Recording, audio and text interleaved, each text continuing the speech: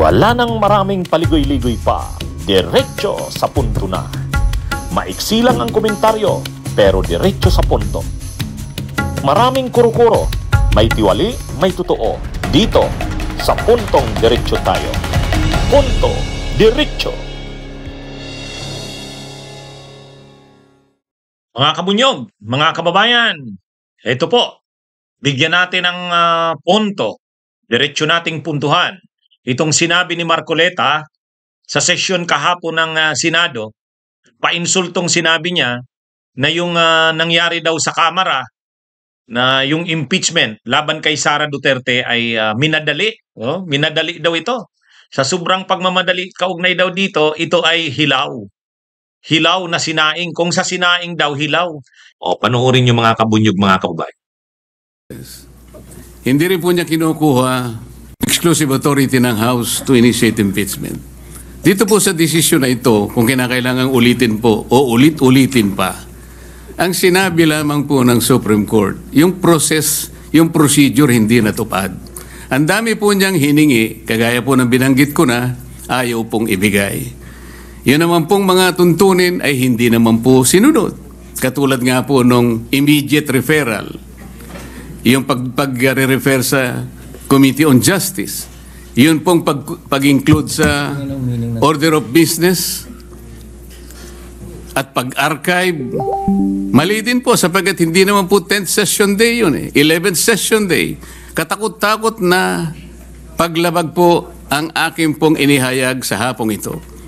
Wala naman pong gustong magpatibay at o kaya sansalain o kaya sabihin na mali ang aking sinasabi. Andito po yung kopya ng order of business na pinagbasihan ng Solicitor General na kung saan sinasabi po niya na yung 4 na impeachment complaints in-include daw po sa order of business. Tingnan po ninyo, wala kahit isa. Ang ginamit po nila ay journal, hindi po yung order of business na kung saan ginamit lamang po na additional reference of business. Ngayon po, yung cooperative pact na sinasabi natin, hindi rin po pwedeng mangyari yun sapagkat ang pinakabasihan po nun ay equity and fairness. Paano po yung fairness dito? Sari-sari nga pong violation, kaya nga ang paghahanilin tulad ko na nga, parang nagsaing ng kanin, talagang hilaw po Bakit ipipilit natin? Ang alternative lang po, Mr. President, gawin po natin na tama. Iluto po natin ng tama para hindi tayo magkahirap-hirap dito. Isip-isipin po ninyo, sinasabi ng ating Constitution, isa lamang pong impeachment proceedings ang pwedeng i-initiate sa isang opisyal ng gobyerno at hindi po pwede ang 2 beses sa loob ng 1 taon. 4 na beses po ang ginawa nila. Inisa-isa niya pa. Ano ba ang ibig sabihin ng hilaw? Sa Bicol, sa Ilonggo, sa Waray, Ilocano, iba-ibang dialekto. May painsulto itong sinabi ni Marcoleta na hilaw daw ang nangyari sa impeachment. Kaya kung gaano man daw ang nangyari ngayon dyan, na ito'y ibabasura na, ito'y dahil sa ito'y pilit, parang minadali, kaya nahilaw kung sa sinaing hilaw. Ngayon, may sagot na dyan. May sagot na dyan sina Speaker Martin Romualdez ng Kamara at si dating senadora, ngayon ay congresswoman na, Laila de Lima. Sabi ni Laila de Lima, hindi hilaw ang impeachment na yan. Ang sinulong na impeachment nila, kasi isa si Laila de Lima, yung grupo na nila, isa sa mga original na nag-file ng impeachment complaints na yan, sabi ni Congresswoman Laila de Lima, hindi yan hilaw. Ang paninindigan sa impeachment na yan ay hindi hilaw. Matibay ang paninindigan nila sa impeachment na yan. Naniniwala sila dyan, pinaglaban nila yan, hindi hilaw na impeachment yan. Ang complaint nilang final ay pinag-isipan nila, pinaghirapan nila, pinaglaban nila. At yan ay hindi masasabing hilaw. Sa kanila, ang paninindigan nila dyan ay matibay. Hindi hilaw ang paninindigan. Sabi naman ni Martin Romualdez, ang speaker ng Kamara, hindi yan minadali. Kung hilaw man yan dahil minadali, hindi totoong minadali yan. Sabi ni Martin Romualdez, hindi nirush yan. Kung mayroon mang nirush o minadali, yung pagpatay niyan kahapon, yung paglibing niyan kahapon, yung burial niyan kahapon, yun ang minadali, sabi ni Romualdez. Hindi yung impeachment. Totoo nga naman, kung titingnan natin, hindi minadali yung impeachment na yan. Bago nabuo yung impeachment na yan, napakahaba mo ng mga investigasyon sa Kamara. Grabing investigasyon sa Kamara ang ginawa. Yung mga investigasyon ng House Committee on Good Government and Public Accountability, nakailang hearings yun. Ang lahat ng hearings na yon ay tungkol sa mga di umano'y anomalya ni Sara Duterte sa confidential funds niya. Confidential funds ng DepEd, confidential funds ng OBP, at yung iba pa niyang mga anomalya, irregularidad sa pundong nahawakan niya bilang ikalawang pinakamataas na opisyal ng bansa. Maraming hearings yun. Sa mga hearings na yon, maraming pinatawag na mga resource persons. Binigyan din ng pagkakataon si Sara at yung mga officials niya na sumagot, magpaliwanag. Pero maraming bisis iniiwasan nila. Nung umattend naman yung kanya mga officials doon sa pagdinig ng Kamara, isa-isang hinimatay, isa-isang nag-alta presyon, tumaas ang blood pressure. Yun ang nangyari dyan.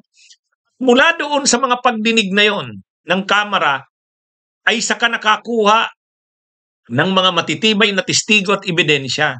Saka lamang ngayon nabuo yung mga matitibay na ebidensya at testigo para tumibay ang pagpa-file ng impeachment kay Sara. Hindi ito minadali. Talagang nagsagawa muna mga investigasyon.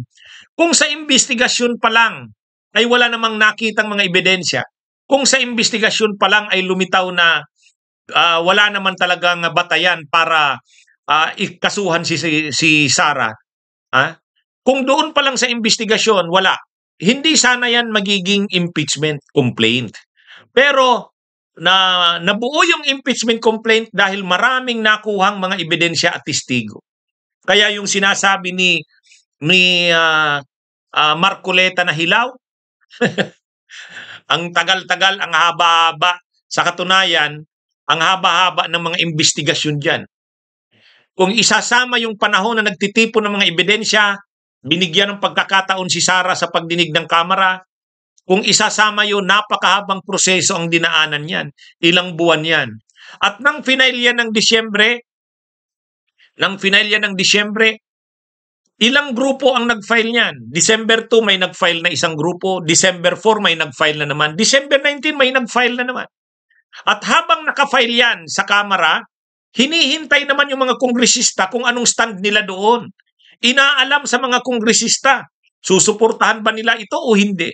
Hanggang sa dumating sa punto na ang desisyon ng mga kongresista, nagbuo ng isa na namang complaint, yung fourth impeachment complaint, at ito yung kanilang sinuportahan. Bago nila ito sinuportahan, itong fourth impeachment complaints, maraming paliwanagan yan, maraming gapangan yan.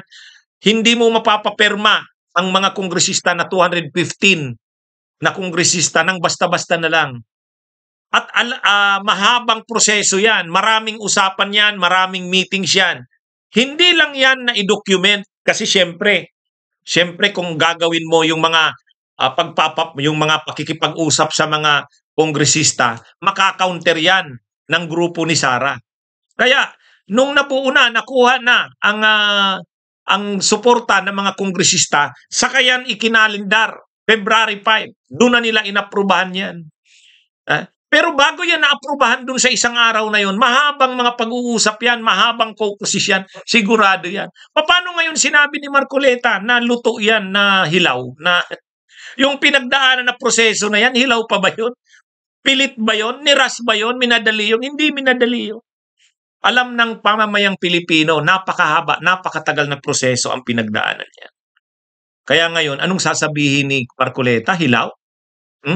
Nakakapagyabang lang siya ng ganyan kasi yung mga senador na kasamahan niya ay yung mga senador ngayon ng Senado ng Pilipinas. Mga walang paninindigan, walang pagpapahalaga sa pagpapanagot sa mga opisyal ng bayan. Nakakalungkot na ganun din ang Korte Suprema. Kaya kung makaasta ngayon si Marcoleta, nakakapagsabi na siya ganyan na mapang-insultong pananalita na yan daw ay parang hilaw na sinaing. Yan ay dahil alam niya, nasa panig niya ang mga kapwa niya senador na walang paninindigan. Nakakalungkot na pati Korte Suprema ay ganun din ang paninindigan. Kaya niya nasasabi yan. Pero hindi. Sa mamamayang Pilipino, hindi minadali yan, hindi niras yan, hindi hilaw yan. Sa katunayan nga, inabala nila yan, dinelay nila yan. At ngayon, matapos nilang abalahin, matapos nilang i-delay, matapos nilang hindi aksyonan, ngayon ay papatayin nila. Ganyan kagarapal ang ginawa nila. Hindi totoo na hilaw yan.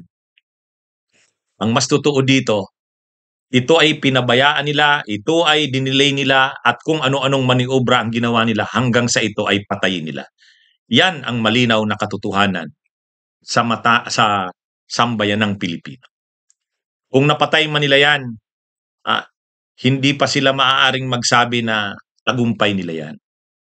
Sa bandang huli, ang sambayanang Pilipino ang mananaig yan.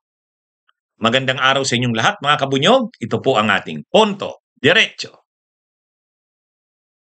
Bunyog, bunyog, halikan na kasama ka. Bunyog, kapag buklod ay may pag-asa. Luzon, Visayas, Mindanao, isa ang pananaw. Sa bagong Pilipinas ang bunyog isisigaw.